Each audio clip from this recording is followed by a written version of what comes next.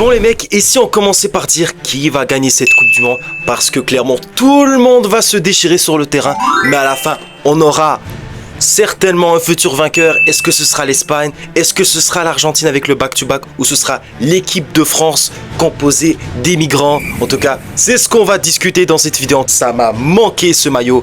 Qu'est-ce que je suis content de vous retrouver parce qu'on va parler de la Coupe du Monde et on va prédire les futurs vainqueurs de ce groupe-là. Et en tout cas, j'ai très hâte. Et j'espère que ça sera pour nous. C'est moi vous dire que les 3 pays qui vont organiser cette Coupe du Monde n'ont aucune connaissance du football. Lorsque ça parle du business, eh oui, on est prenant. Et dans ce groupe A qui clairement, on va tous ronfler, on va tous prendre des somnifères, des mélatonines, parce que clairement, Mexique, Afrique du Sud, Corée du Sud et la Tchéquie, c'est clairement pas le groupe qui envie le monde entier. Parce que clairement, on va tous s'endormir, ça va être des piètres 0-0. Et pour moi, j'ai clairement les 3 équipes qui vont sortir de ce groupe.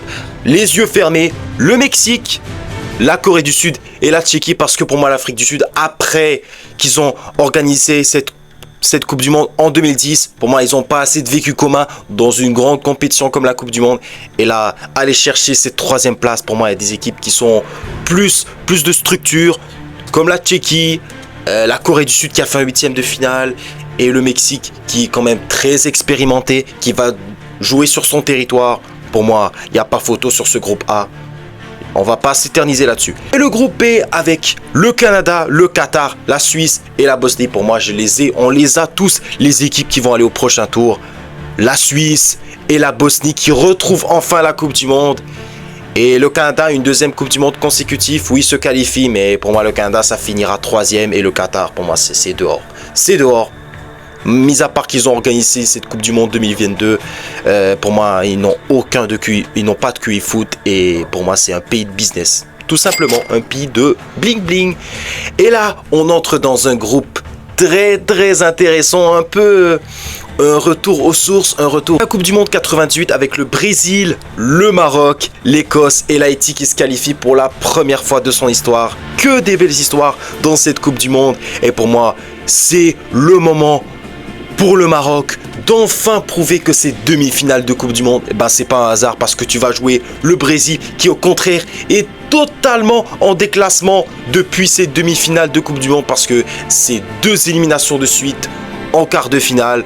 2022 et 2018 et un quart de finale en Copa América, c'est très décevant. C'est pas pour rien qu'ils ont amené le tonton, le chef de la mafia italienne, Carlo Ancelotti, et en plus il a décidé d'appeler Neymar, ça veut dire qu'ils sont vraiment en danger. C'est question de vie ou de mort pour redonner espoir à ces Brésiliens. Mais tu as une équipe du Maroc depuis ces demi-finales de Coupe du Monde qui retrouve une joie de vivre. Tu le vois, les joueurs, ils sont passionnés de porter ce maillot marocain. Et après cette finale de Cannes, pour moi le Maroc peut continuer sa progression et aller chercher cette première place. Et l'Écosse, c'est une belle équipe qui retrouve la Coupe du Monde. Et pour moi, ces 3 équipes que je vous ai citées, ben, c'est eux qui vont aller au prochain tour.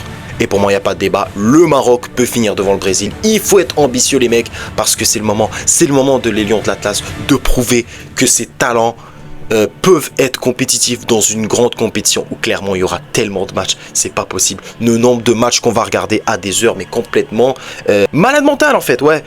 Et on va partir dans ce groupe D où clairement les États-Unis, le Paraguay et l'Australie vont faire face à la Turquie. Pour moi, c'est l'équipe qui a le plus de talent générationnel, que ce soit Kenan Yildiz, Arda Güler et d'autres joueurs que je peux vous citer qui jouent bien sûr dans le championnat turc. Mais pour moi, la Turquie sera l'équipe qui va être très certainement dure à battre. Les États-Unis, bon, ils ont quelque chose à prouver parce que ils sont co-organisateurs de cette Coupe du Monde. Tu as le Paraguay et l'Australie, mais pour moi, la Turquie a une route claire et nette, un objectif, finir premier. Et peut-être pour moi, les États-Unis et le Paraguay vont suivre avec. Et pour moi, ça sera, ça souffre d'aucune contestation. Et dans ce groupe composé de l'Allemagne, de la Curaçao, la Côte d'Ivoire et l'Équateur. Et pour le moment, l'Allemagne a quelque chose à jouer parce que depuis cette Coupe du Monde 2014, mais qu'est-ce qu'ils ont régressé, éliminés 2 fois de suite en phase de groupe, malgré quart de finale. Lors du dernier Euro, pour moi, l'Allemagne est sur une fin d'ère qui est cataclysmique. Toni Kroos est parti en retraite, Gundogan est parti en retraite et aussi Thomas Müller. que des piliers. Et pour moi, tu vas faire face à des équipes nationales qui vont être très sournoises et redoutables, comme la Côte d'Ivoire et l'Équateur, qui ont des super jeunes et des joueurs qui sont très compétitifs, qui jouent dans des top clubs. Est-ce que j'ai besoin de les citer? Incapié, Pacho, et bien sûr pour la Côte d'Ivoire, ils ont des sacrés bons joueurs, Amad Diallo, Diomandé, ils sont énormément physiques, et pour moi ça va se jouer entre ces trois équipes-là. Qui va finir premier, ça dépendra du niveau de la Côte d'Ivoire et de l'Équateur, mais je m'attends pas à un grand tournoi de l'Allemagne.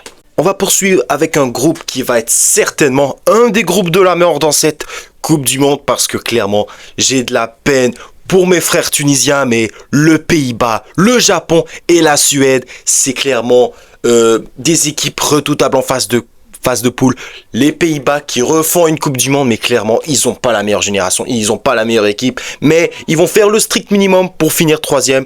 Et le Japon, mais il ne faut pas du tout sous-estimer le Japon. Ils ont fait des Coupes du Monde hors normes. Ils ont battu l'Espagne. Ils ont battu l'Allemagne. Est-ce que vous les imaginez se faire sortir par le Pays-Bas et la Suède, qui ont clairement rien à faire en Coupe du Monde? Et en plus, la Tunisie, mis à part passer la douane, je crois qu'ils auront de la misère à tenir un rythme fou face à des sélections qui sont toujours en première catégorie et qui se qualifient pour les phases d'élimination directe. Mais pour moi, la Suède, ils ont des bons joueurs, des bons attaquants, mais pour moi, ça s'arrête là. Et peut-être ils feront huitième de finale, mais ils iront pas très loin, parce que, comme je vous ai dit, comme il faut savoir que la Suède, ils ont pas fait une bonne phase d'élimination, qualification pour la Coupe du Monde, et en plus ils ont eu un coup de grâce. Mais pour moi, la Suède s'arrêtera en huitième. Mais pour moi, le Japon peut aller loin, mais même le Pays-Bas, on est sur une génération vraiment pas très compétitive, et il faut s'attendre à que des équipes telles que le Pays-Bas et la Suède peuvent carrément cracher dans cette Coupe du Monde. Franchement, je m'attends pas à de grands tournois de leur part. Et on va partir avec ce groupe G, franchement un groupe très relevé. La Belgique, l'Égypte, l'Iran et la Nouvelle-Zélande. Ça risque d'être compliqué pour l'Égypte, qui va devoir se coltiner l'Iran et la Belgique, qui, pour moi, la Belgique est sur une fin de la génération dorée. Comme vous l'avez vu lors du dernier mondial, ça a été un fiasco monumental. J'ose même pas imaginer qu'ils arriveront avec ce niveau face à l'Égypte et l'Iran, qui ont quand même fait une bonne Coupe du Monde. Franchement, ils ont failli se qualifier en huitième de finale lors du dernier mondial, mais ça dépendra du niveau de l'Égypte. Et en plus, la fin de Mohamed Salah, avec tout simplement peut-être la fin de l'ère Salah avec la sélection égyptienne, mais c'est ce qu'on va voir. Franchement, que des storytelling très intéressants. Et le groupe H, on est peut-être sur un des gros favoris de cette compétition, le dernier vainqueur de l'Euro 2024, l'Espagne, qui arrive avec Lamine Yamal, qui va bien sûr être scruté à la loupe, parce qu'il s'agit de son premier mondial en tant que titulaire, en tant peut-être que numéro 10 ou numéro 19, ça dépendra s'il sera en forme pour jouer le premier match face au Cap-Vert, qui joue sa première Coupe du Monde, mais dans un groupe où clairement ça peut être abordable pour l'Espagne, parce que l'Uruguay, ils n'ont pas joué de match de préparation, et on est sur une fin de, une ère composée d'Edison Cavani, de Luis Suarez, ces doubles attaquants qui faisaient des ravages lors des Coupes du Monde, de toutes les Coupes du Monde. Mais là, même l'Arabie Saoudite, leur victoire contre l'Argentine en 2022, franchement, c'est des équipes qui ont de quoi faire des cacas nerveux dans ce mondial. Pour moi, l'Espagne peut tracer son chemin jusqu'en finale, mais ça dépendra si le niveau sera le même que l'Euro 2024. Ça va être intéressant.